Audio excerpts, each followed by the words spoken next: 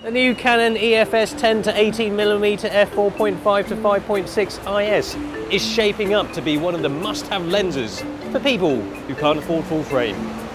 This lens is around $300 or £300 in the UK. Don't you just love spending in the UK? Could this be the bargain of the year?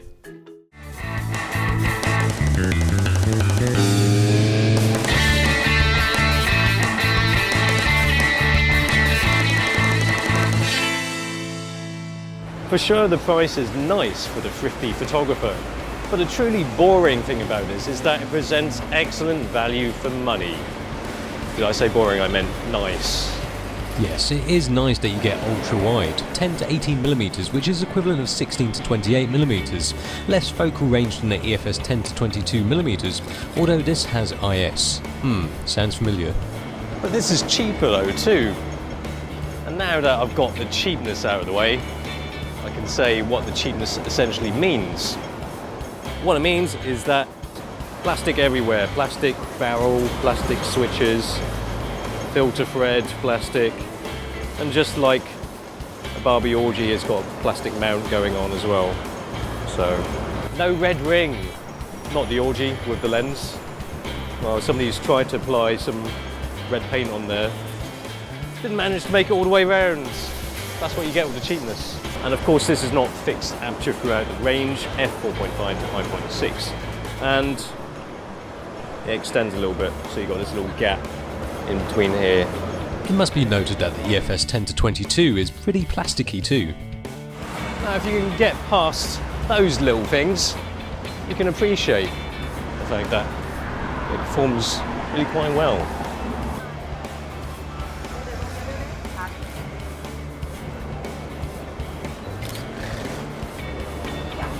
You know, it has to do with flare. Pretty good.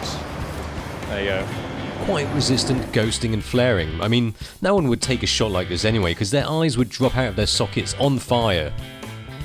It's got manual focus override, but this is focused by wire, not mechanical.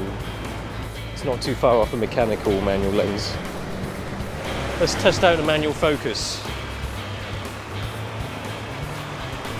Everything's going to be in focus anyway. Ultra wide. Oh, like those sunglasses.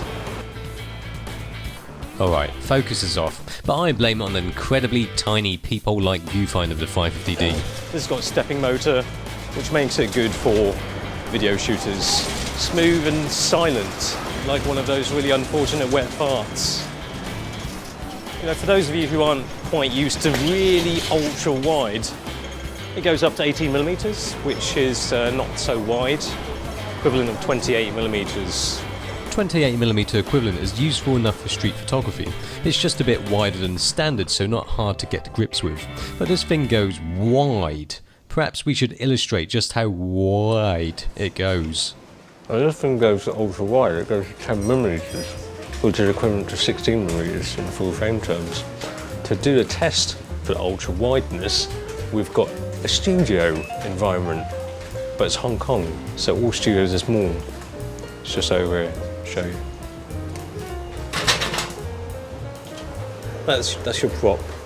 The space behind the server is actually our new studio, but unfortunately the IT guy didn't agree. Just a one shot. No, Okay. do not step on the wires. Some wires broke and the whole office is coming into a standstill. Because I couldn't fix the fire. Oh, so if we step on it, we'll be to blame for bringing down. Sadly I couldn't use the white background that I wanted because we might end up bringing down DigitalRev. I thought it was funny, but the IT guy didn't. Boring. Where's the MPR thickness? I don't know. I'm like making love to the tripod. It'd be charged for sexual assault on a Manfrotto tripod. Lock is around 6'6'1" depending on hair, and not enough space between us to swing a cat. We wouldn't do that anyway because that's cruel and it might bring down the server. Can I get a full body shot though? Have to take the shot. Have you ever seen a shoot where the model has to hold the reflector themselves? Yeah. It's going to be distorted because... Yes! Distorted, but that's the only angle that would work.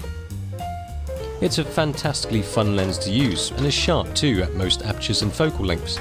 The only thing I'd really complain about is the vignetting at 10mm f4.5, which is colossal, but improves when you stop down to f7.1. I would say this is one of the best first lenses to buy. Ditch the kit and go for this, it's far more fun. It's cheap and plasticky, but it just goes to prove that you can't judge a lens purely on how plasticky and cheap it is. One of the performance bargains of the year. Unless you live in the UK.